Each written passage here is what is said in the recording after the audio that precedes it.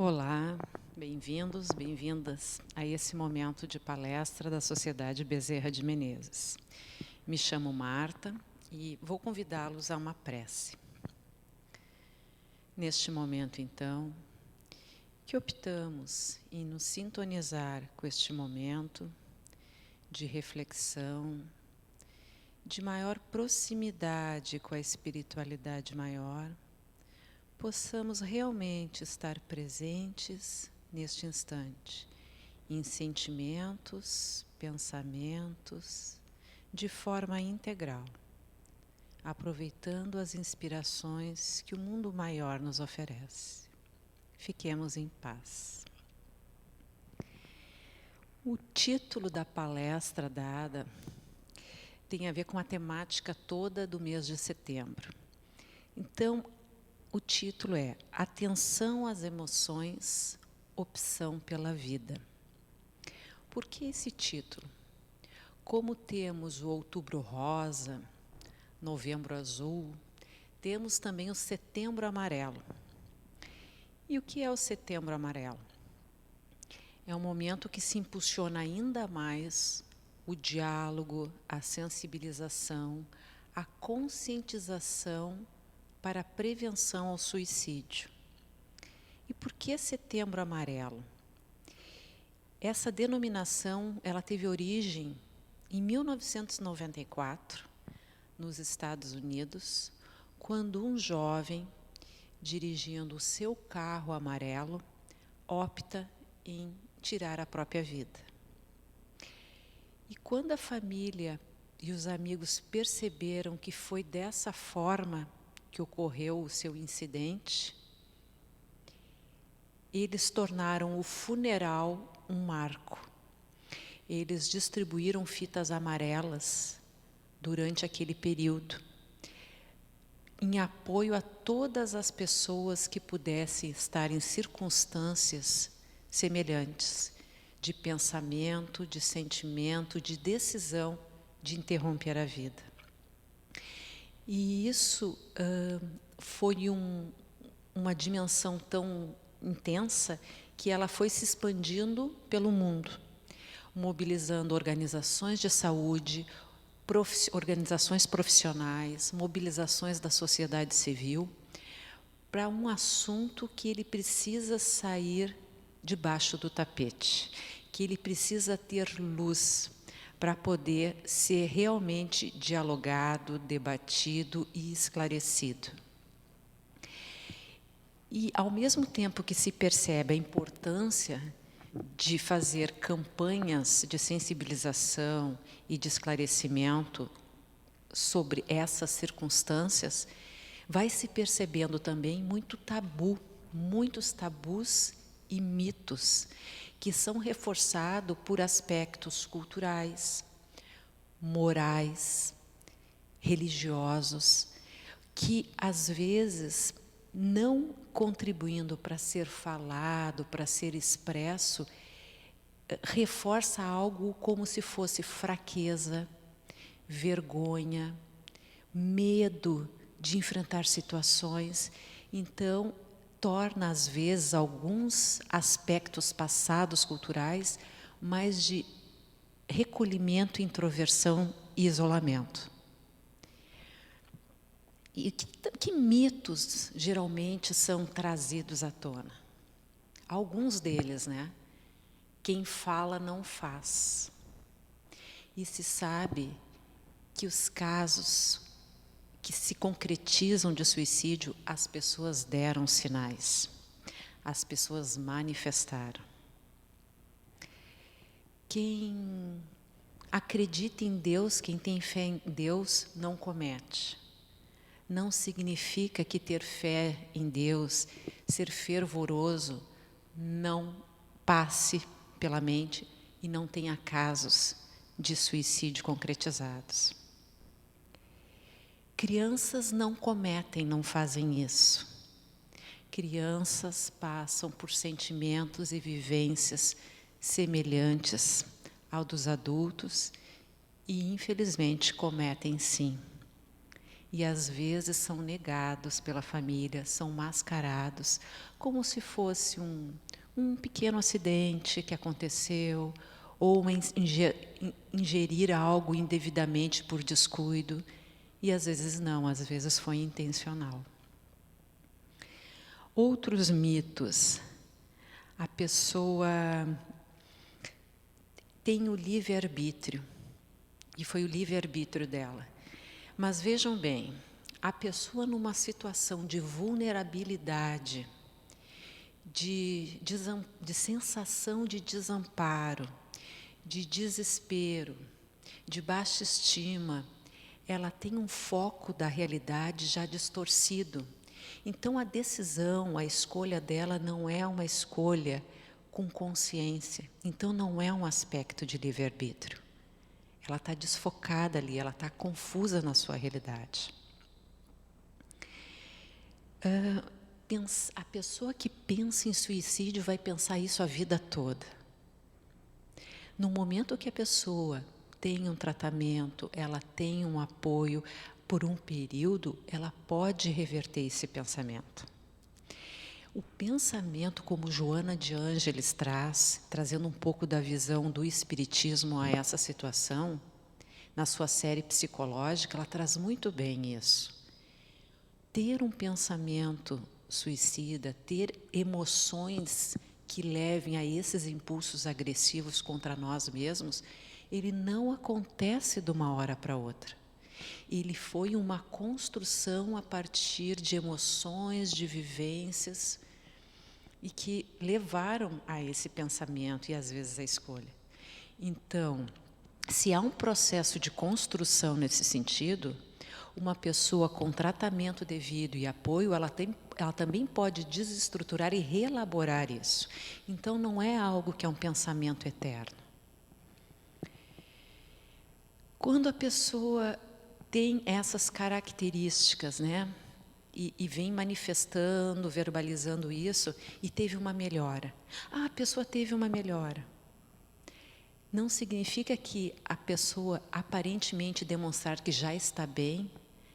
Pode ser duas coisas, né? Uma é que ela já tomou a decisão e não está mais angustiada, e a qualquer momento ela vai concretizar.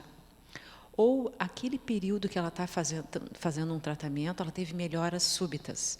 Não significa que ela está curada, que resolve num passo de mágica. Como eu falei, é um período de tratamento e a pessoa precisa ter um acompanhamento. E atenção, e escuta, um olhar atencioso, aonde a pessoa perceba que está sendo cuidada também. Às vezes se diz assim, né, para chamar a atenção. Quem deseja ficar num isolamento, numa tristeza, numa ansiedade constante de introversão para chamar a atenção? Viver de uma forma infeliz para chamar a atenção. Fazer um purgatório da própria vida para ficar chamando a atenção. Então são mitos que nós criamos e vamos perpetuando se nós não nos damos conta, que às vezes é para botar embaixo do tapete e não olhar. A gente nega e a gente deixa às vezes as pessoas tentando resolver sozinhas como se fosse uma coisa de preguiça, de, desculpa a expressão, não querer fazer nada. E quando estamos numa situação como essa, é tal como uma criança que precisa dar os primeiros passos. Reerguer nem sempre é fácil sozinho. Precisa ter alguém, às vezes, para dar a mão, para segurar, para dar firmeza, para dar os primeiros passos, ter passos mais firmes e daqui a pouco começar a seguir com mais autonomia. Então, da mesma forma que houve um processo de desalento, de desamparo, de baixa estima, de falta de amor por si mesmo, isso precisa ir sendo recuperado, conquista a conquista, se refazendo. Então, esses mitos, esses tabus são verdadeiras barreiras para trabalhar com a prevenção. Um outro é: a mídia não pode falar sobre isso. Pelo contrário, a mídia necessita falar sobre isso, mas não na questão de contar como foi e como fez, mas no sentido de mostrar que é um assunto importante de ser falado, que as pessoas precisam conversar, que precisam buscar ajuda, que fatores de proteção existem, quais são os fatores de risco para nós podermos ter presente, as pessoas se sentirem mais à vontade de se expor e ver os recursos que nós temos para poder ajudar a nós mesmos e aos outros. E há dados que a mídia nos traz, que os estudos nos apresentam, que mostram que isso é muito significativo na nossa sociedade. Por exemplo, um brasileiro a cada 40 segundos comete suicídio. O Brasil é o 8º país em suicídio. Rio Grande do Sul, Santa Catarina e Mato Grosso do Sul, os 3 estados que mais despontam em números. Acontece, o índice de ocorrência é mais em homens e pessoas idosas. Mas, importante destacar também que 30% dos casos são de jovens e crianças. Para cada 3 suicídios, cada um suicídio, aconteceram 3 tentativas, 5 planejamentos e 17 pensamentos. Então, o que se percebe? Por alguns desses números, que o número de suicídios ele é superior aos conflitos mundiais. Ele é algo muito expressivo na nossa sociedade. E precisa ser dito por quê? Precisa ser estudado por quê? Precisa ser falado sem vergonha, sem medo, sem repulsa, sem preconceito, porque nós precisamos analisar os casos.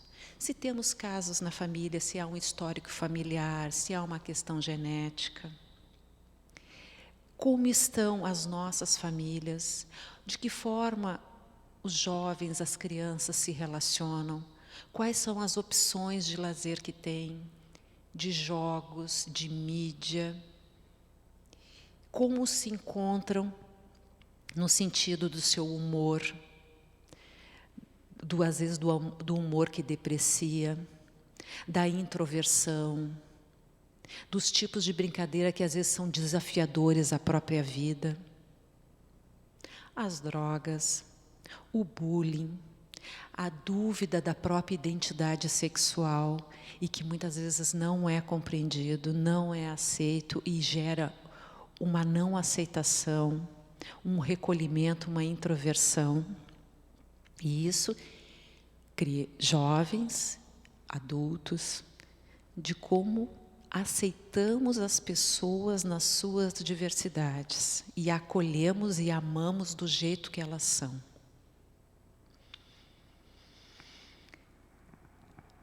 E aqui a gente pode entrar nos fatores de risco. Que fatores de proteção tem? Fatores de risco, as próprias doenças emocionais, as próprias doenças mentais, que já nos trazem vulnerabilidade nas nossas emoções e podem consolidar, fortalecer mais a questão do desamparo, da desesperança, da vitimação, do medo de enfrentar as situações, de inadequação, de não aceitação pelos outros, a falta de fé, a nossa impulsividade. Então, são fatores que podem alimentar ainda mais características que nos promovam para um aspecto de suicídio. E em fatores de proteção em relação a isso. O apoio da família, fundamental.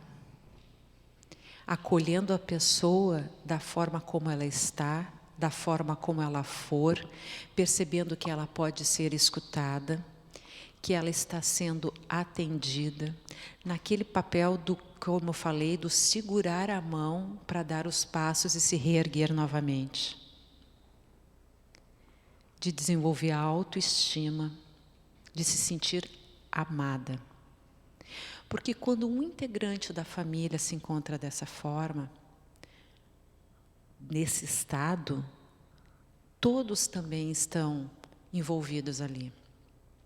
Tanto é que quando na família, num grupo, alguém concretiza o suicídio, podemos dizer que há sobreviventes dessa situação. Sobreviventes por quê? Pelo remorso, por sensação de culpa, por mágoa, por estar convivendo junto e talvez não se aperceber dos sinais. E isso não deve ser alimentado, mas nós passamos por sentimentos como esse. Então não é só aquela pessoa que cometeu suicídio, mas todo aquele grupo de pessoas que conviveu junto que vai se sentir lesado e prejudicado nas suas vidas também. Vai carregar isso. Então, as doenças emocionais, doenças mentais, as doenças crônicas que às vezes vamos enfrentando ao longo da vida, doenças respiratórias, pulmonares, cardíacas, câncer, doenças que às vezes os tratamentos são prolongados e não apontam soluções e cura de imediato ou vão sendo paliativos ao longo da vida. E que traz, às vezes, a sensação de não conseguir conviver com esse tratamento, com essa situação de desconforto que a doença lhes traz. E encontra, às vezes, a saída através do suicídio.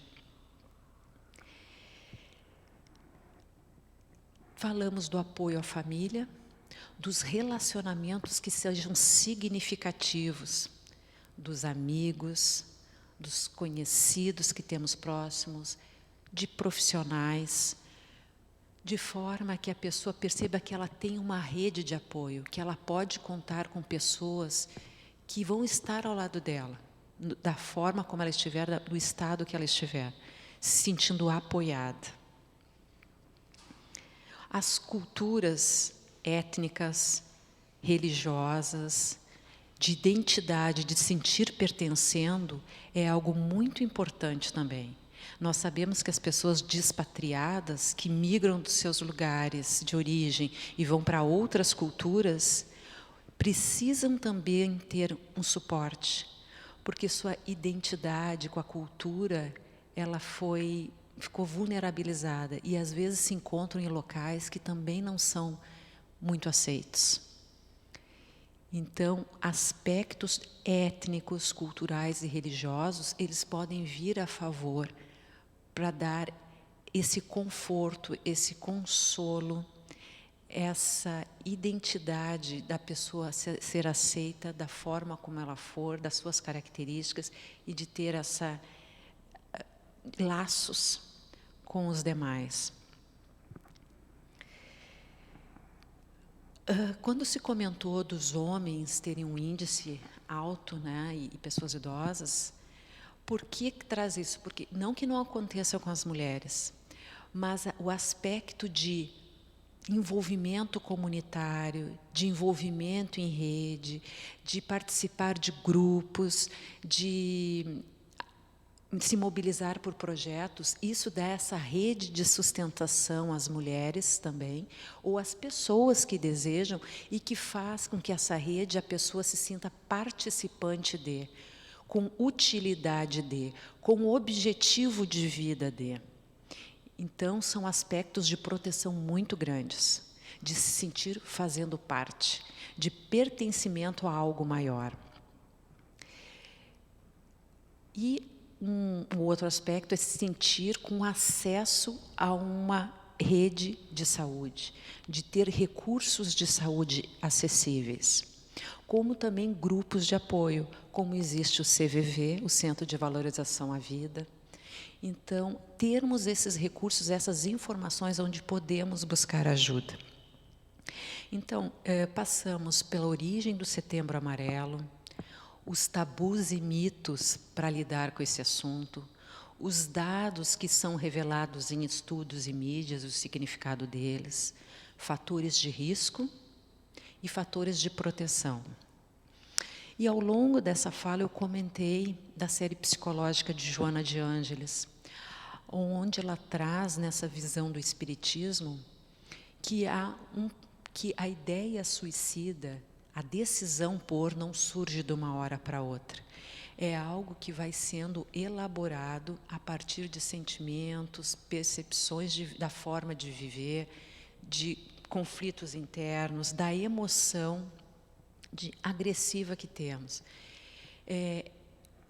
A vida terrena, as existências, elas são um processo evolutivo de tomada de consciência desses impulsos, dessas energias para serem transformadas. Existem vários tipos de vulnerabilidades que temos e que podemos ir transformando à medida que vamos tomando essa consciência. Então, imaginemos assim, a frustração, a solidão, o pessimismo, a depressão, o perfeccionismo, a aceitação, a falta de aceitação, a agressividade, a raiva, o tédio, a sobrecarga de trabalho. Então, são sentimentos, emoções de vulnerabilidade, mas que à medida que nós vamos também tendo uma outra perspectiva de vida, ela pode ir sendo reelaborada, tendo mais a paciência, a flexibilidade, a aceitação, o encarar os aspectos da vida como aprendizados e, principalmente, o nosso ego que desejo aquele de controlar e que as coisas sejam exatamente da forma como nós queremos. E a vida não é da forma como nós queremos. A vida vem para o nosso aprendizado e evolução. E a grande riqueza disso é como nós nos portamos e reagimos frente a ela. Como oportunidade, como aprendizado, como um desafio para nós nos conhecermos mais e evoluirmos mais. Percebermos os nossos preconceitos, percebermos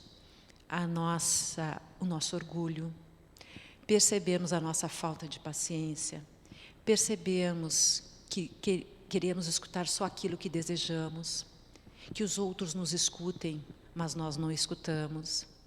Percebermos algumas coisas que podemos avançar e nos desenvolver mais. Então, da mesma forma que Joana de Ângeles traz que ele foi um processo que foi sendo construído, nós podemos ir reelaborando ao longo da existência e de nossas existências. E isso traz muito bem na obra O Homem Integral, que traz essa questão da energia agressiva que nós precisamos ir reelaborando nessa caminhada evolutiva. E uma outra obra que ela traz muito bem a situação, a adolescência e vida, que traz o aspecto dos jovens, que também estar mergulhados nesse mundo também, com muitos estímulos, muitas características, às vezes, de superficialidade, ficam também à mercê e precisando se centrar e do apoio e de podermos acompanhá-los, para não ficarem tão suscetíveis a esses sentimentos, a esse vazio existencial. Então, o convite deste mês de Setembro Amarelo é justamente estar atento às nossas emoções, que elas sejam uma opção pela vida, uma valorização da vida enquanto encontros, reencontros conosco mesmos e nos conhecendo.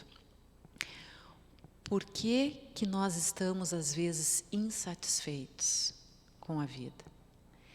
O que ela nos apresenta e nos aponta que talvez possamos mudar um pouco a perspectiva de olhar para a vida?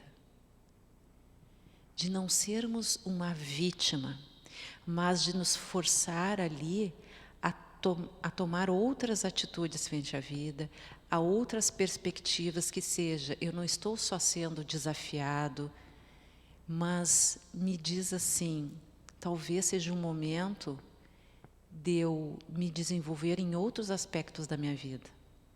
Talvez seja tomadas de decisões que eu adiei, talvez seja estudar, talvez seja eu me expor mais, talvez até nos talentos que eu tenho e eu duvido de mim mesmo, de poder se aceitar ser ajudado, que não é demérito para ninguém. E que tudo necessita de uma caminhada, de esforço, de exercício e de prática. Nós não evoluímos e não vamos ter uma transição planetária e uma transição individual de melhora num estalar de dedos. Tudo exige disciplina, perseverança, consciência, discernimento para as escolhas. Então, nós necessitamos ter muita atenção no dia a dia das escolhas que estamos fazendo e essa certeza por quê? E buscar os recursos que podemos ter ao nosso caminho, seja na religião, seja numa palestra, seja numa leitura, seja num passe, seja com profissionais, para que a nossa escolha mais acertada, ela tenha continuidade. Porque estímulos, como uma anteninha, né, nós podemos captar várias percepções de vida, várias opiniões, várias distrações, mas aquilo que realmente importa para a nossa vida, para o nosso bem-estar e, consequentemente, vai refletir no bem-estar, na convivência de todos aqueles que nós temos, que convivemos. Então, que tenhamos muita atenção às nossas emoções, a atenção àqueles que convivem conosco, numa atitude de escuta, de respeito pelos que da forma como estão, do que estão passando, e percebendo que caminhos nós podemos oferecer, que escuta podemos dar, e toda a rede de apoio que está à nossa disposição, e que podemos buscar, num momento até nos sentirmos mais fortalecidos. Então, a mensagem do Setembro Amarelo é essa. E que outras palestras no transcorrer desse mês vão trazer enfoques parecidos e também complementares. Vivemos numa rede que pode se apoiar perfeitamente e nos desenvolvemos à medida que participamos dela. Vamos então para a nossa prece de encerramento. Agradecidos, Pai, do carinho estendido neste momento pela espiritualidade maior, como se nos abraçássemos, tocasse o nosso coração, enternecesse a nossa alma, percebendo o quanto somos amados, o quanto somos amparados a qualquer instante, para que realmente percebamos que somos filhos do Pai Maior e que em nenhum momento somos desassistidos. Que mantenhamos a nossa fé, a nossa esperança e o ânimo por essa vida, que é um presente para a nossa evolução. Fiquemos em paz e Jesus em nosso coração. Que assim seja.